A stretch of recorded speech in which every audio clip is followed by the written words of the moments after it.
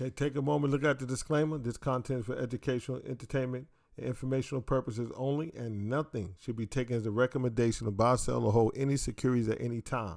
We are here just to spread the word about how BTA analyze the market, how we look at the market. This is Rod from BTA, and we are known as the middle traders. We are not going to get in at the exact bottom, and we're not going to get out at the exact top, but we will. We are going to make money in the middle. Okay, this is our end of day analysis. Okay, for part 2, we're looking at the weekly charts. And right now, the weekly charts are the most important thing. Okay, right now, the daily charts, you're getting above the 21-day moving average. We talked about that in part 1, but you got to watch the 50-day moving average. We spoke about the 50-day moving average. That downward trend in 50-day moving average is the most important thing. But for right now, watch these weekly levels. I'm trying to tell you something. I'm trying to tell you something. Be careful of these weekly moving averages, these weekly levels.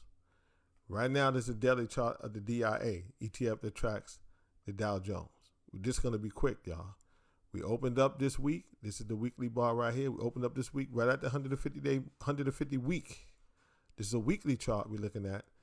150 week moving average. This weekly bar right here opened up right at the 150 week moving average, and we got above it. We got above this downward trending 4 week.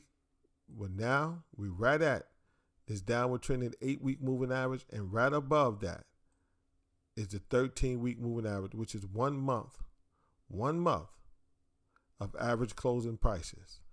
Listen, this is the area right now where you got to be careful. This thing could get rejected and trade down and hurt you bad. Okay, listen, I'm not saying it's gonna happen, but it can happen, and it can hurt you bad. You got this downward trending 8 week moving average right here, the green line, and downward trending 13 week moving average right there. Be careful. As of right now, we got one more trading day left in the week tomorrow, which is Friday. And right now, volume of this week is tracking lower than last week's volume. Be careful. Please be careful. I can't stress it enough.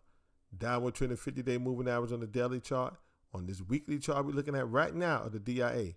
Downward trending 8 week, downward trending 13 week. We're coming right up on it, okay? On the structural chart, well, you see it.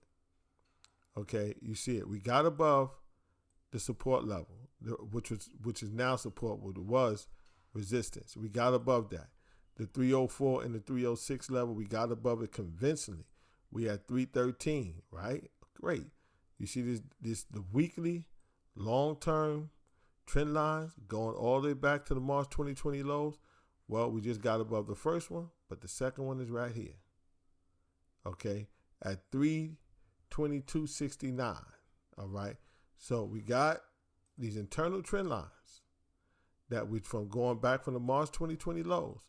We closed right on the first one today. This weekly bar for this week, we finally got to it today and closed above it.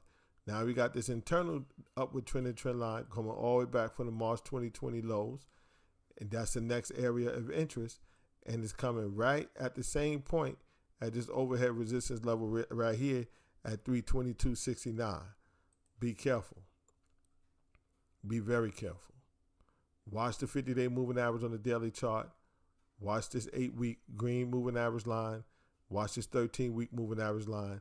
We have to see what's going to happen there before we even get to 322 and this other internal trend line coming from the March 2020 lows.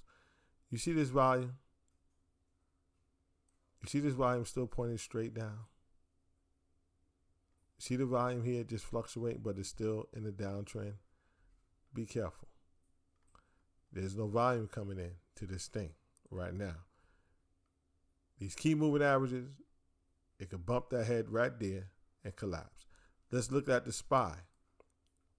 The weekly chart of the SPY, ETF that tracks the Standard & Poor's 500. You see where we at?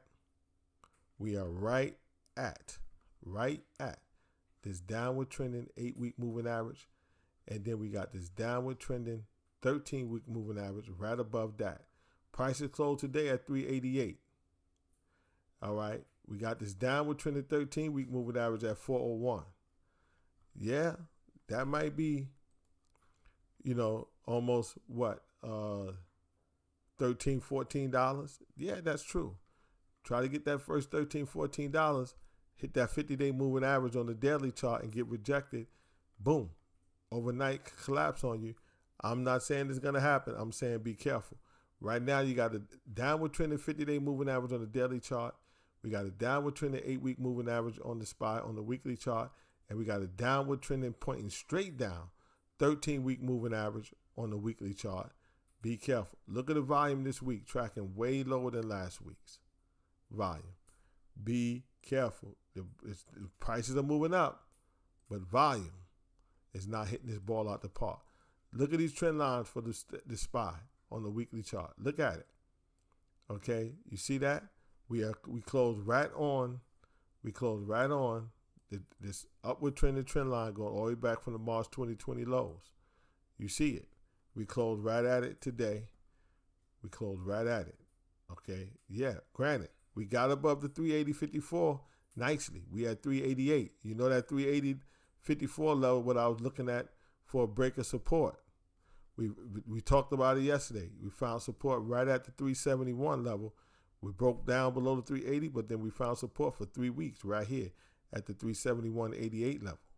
Well, we got back above 380.54. That's great. But look, we're right at this internal trend line here, and then we got the second internal trend line that's right overhead. But right before all that got a break, you got to get above that 50-day moving average on the daily chart, and you just saw that 8-week downward trend, 8-week moving average, okay, and that 13-week moving average, you already see it. But look at the volume. You see that on-balance volume line pointing straight down? Accumulation distribution line on the weekly chart pointing straight down. Price volume trend trending down. Look, we do got a bullish crossover on the stochastic. That's great. And the stochastic is above 20. It's at 24.98. But we got a whole lot of overhead resistance. A whole lot of overhead resistance. And not a lot of power behind it with the volume. Be careful. That's the SPY. ETF just tracks Standard & Poor's. Let's look at the Qs. Look at the Qs. Now, Qs did good today. Okay, this is a weekly chart of the Qs. Right now, we're looking at a weekly chart of the Qs. I can't deny it. It's looking real good. Where the Qs closed at, right at the 150-week moving average. You see it. Closed right on the 150-week moving average. Got above the downward trend in 8-week. Got above this 4-week moving average. But it closed right on the 150-week moving average. Look at the volume this week compared to last week.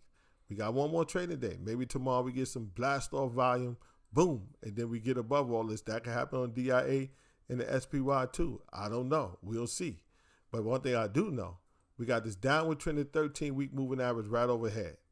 And we got a downward trending 50-day moving average on the daily chart. Watch out. Be careful. Look at our structural chart. Okay. Well, truthfully, I gotta hand it to the Qs. All right, the Qs. Look, it got above those upward trending trend lines, going all the way back from the March 2020 lows, and it got above the 280 level, which was acting as support. It held it, and it stayed above it, and it closed above those upward trending trend lines from the March 2020 lows.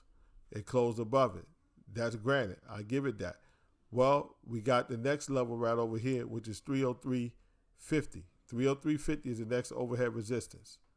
Okay, we closed at 294 today. 294.98. We got 303.50 right here is the next overhead resistance. We did get above these internal trend lines, okay, and these trend lines coming across the lows. But we did that before too. We did that before last week, right? And the week before that, right there. But right here, 303.50. Well, more important than that is that 50-day moving average on the daily chart first and foremost. You got to get above that. And then you got that 13-week moving average on this weekly chart right here of the Qs pointing straight down at 302.12. So before you get to 303.50 resistance level right here, yes, we got above these upward trending trend lines going from the March 2020 lows. But before we get to the 303 next overhead horizontal resistance level, our area of interest, we still got to get above this downward trending 13-week moving average was at 302. But can we hold the 150-week as support? Well, that's key. We break back below that 150-week, then that's a problem. Okay? Then that's a big problem. All right? That goes without saying. Now let's look at that on-balance volume line right here. You can see that on-balance volume line. You see what it's doing. Pointing straight down. Okay, it got to prove itself. It needs a little bit more work. It has to prove itself. All of them. We got to get above these key weekly moving averages. That's the IWM. Let's look at the QQQ. That was the QQQs. Let's look at the IWM. Well, look, y'all. It moved up today nicely. Closed up 2% today. Oh, everybody's excited. Buy the dip. I heard some people on the internet talking about buy the dip. Okay. What is the IWM doing right now? It's below the 200-week moving average.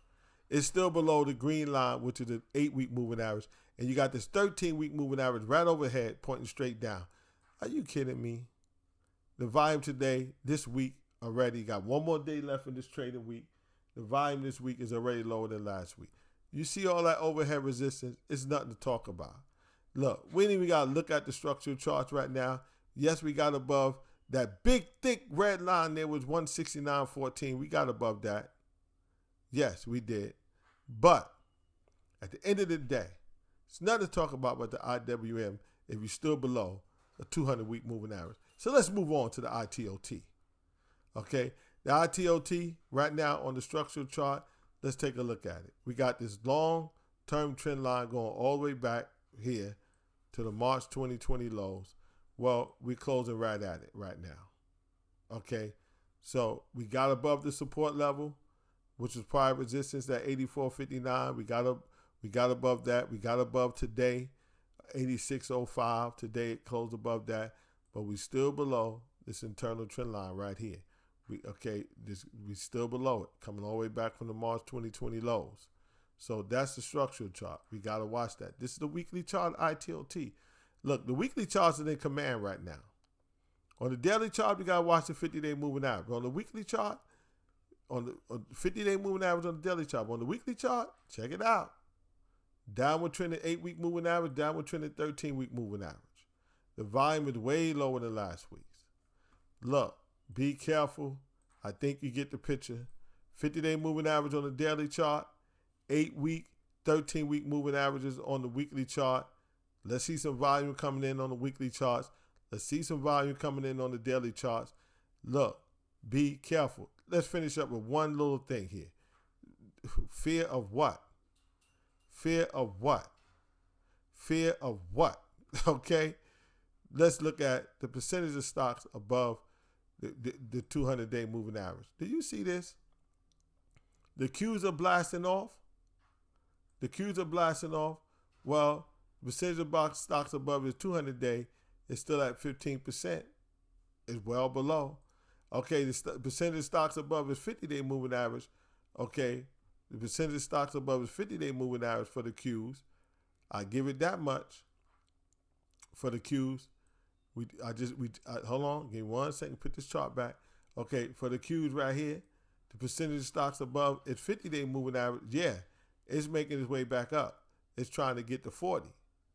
But that's great. That's the 50-day moving average. It's trying to get back above 40. You know, we get below 40, that's our red light. Stop and think. You could be in a correction. But we've seen that already happen earlier, back in early June. We ran right up to almost to the 40 level, percentage stocks above its 50-day, and then it collapsed. Well, we came down, we run it right back up again. Percentage stocks above its 50-day, trying to get right back to 40. It can collapse again. I'm not saying it is, I'm saying it can. But the reason I say is there is no fear of missing out because you still only got 15% of the Qs that's above its 200-day moving average. Only 20% of the Standard & Poor's is above its 200-day moving average. And for the total U.S. market, only 14% of the stocks is above its 200-day moving average. There is no reason to fear. if this market is going to get legs, if this thing is going to run, it's going to be a whole lot of stocks getting above its 200-day moving average, a whole lot of stocks staying above its 50-day to give us a shot at making some serious money. There is no reason to fear. And today was such a great day for the NASDAQ. Yeah. Well, guess what? You still got way more stocks making 52-week lows and highs. Still got 118 stocks making 52-week lows for the NASDAQ today. Well, I'm not going to put too much weight in that.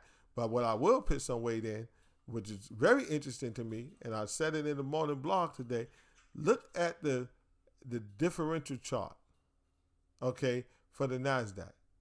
Well, it's just peeking its head above the zero line. If the NASDAQ is flying and is the best looking index right now and is running to the moon, then why is it that the green line is just barely above zero?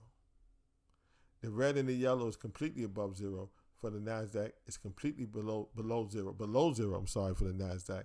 The differential chart, the red and the yellow lines completely below zero for the Standard & Poor's and completely below zero for the Dow Jones.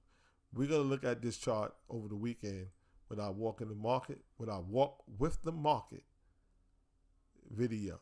But I'm just telling you, right now, FOMO is the furthest thing from my mind because I know only 15%, 20%, 14% is the percentage of stocks that's above their 200-day moving average for the NASDAQ, the Standard & Poor's, and the total U.S. market. There is nothing to fear. Only the NASDAQ is trying to test the 40 level right now, a percentage of stocks above its 50-day moving average. The Standard & Poor's is still at only 28% of the stocks above its 50-day, and for the total U.S. market, only 30% of the stocks is above its 50-day. But look at the 200-day, only 14 for the total U.S. market. There's no reason to fear. See you in the next video.